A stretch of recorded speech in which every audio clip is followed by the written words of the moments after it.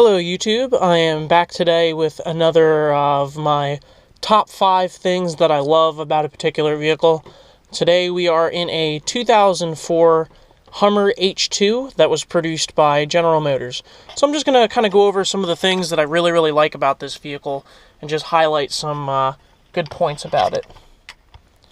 So to go ahead and start with my first point, this is kind of a generalized thing, but I just want to say that the interior on these Hummers are, to me, they feel like they're a little bit ahead of their time. Like I said, this is a 2004 model, and as you can see, it has a lot of features that, not necessarily weren't available in 2004, but you weren't as like progressive or weren't out there as much.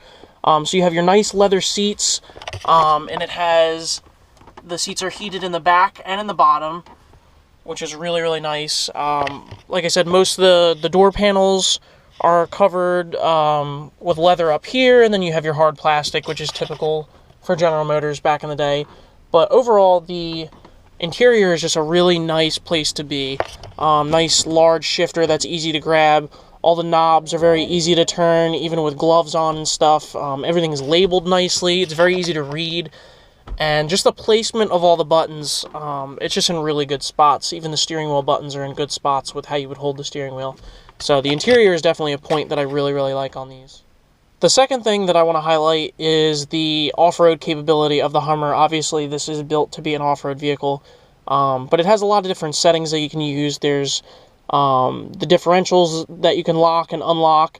You have 4 high lock, 4 low lock, just a lot of different settings, and obviously this comes with 35-inch tires to start, so these are pretty good off-road, and just overall are a good off-road truck for mud, sand, snow. They do really well in inclement weather.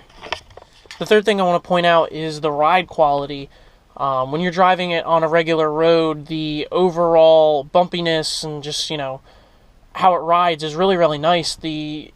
Usually with bigger trucks and SUVs like this, you get kind of a washy feeling, but with this, the steering wheel is a little bit loose, but that's, it's typical General Motors stuff.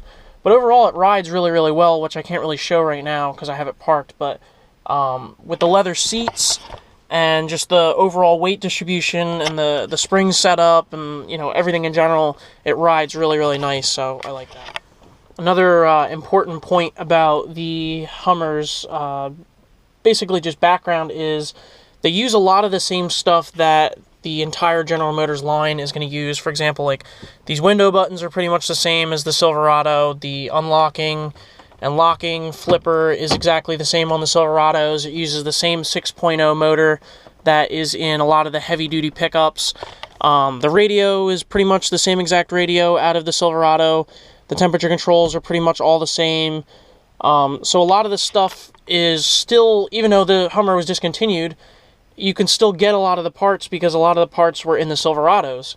So the parts and just, the general maintenance on these is a nice feature because there's so many parts out there available for them right now. I mean, even the windshield wipers are the same, so like the bars and everything.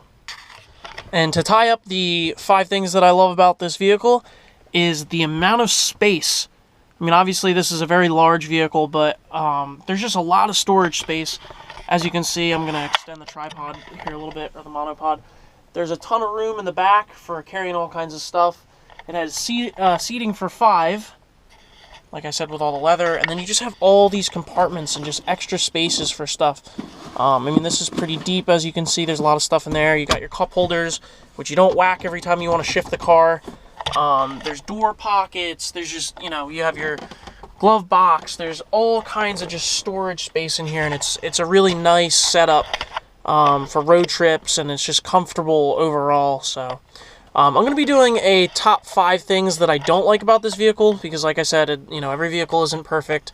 So I'm just going to go over some of the things that I don't really care for in this vehicle as well, even though it definitely is one of my favorite vehicles to drive in or just ride in for long trips. So I'm going to put a link or one of the boxes so you guys can click on that and check out some of the things that I don't particularly like about this vehicle. So thanks for watching, guys. Make sure you subscribe. I'm going to be doing a lot more of these top 5 things that I love, and top 5 things that I hate about particular vehicles and some reviews in general. So stay tuned, guys. Thanks.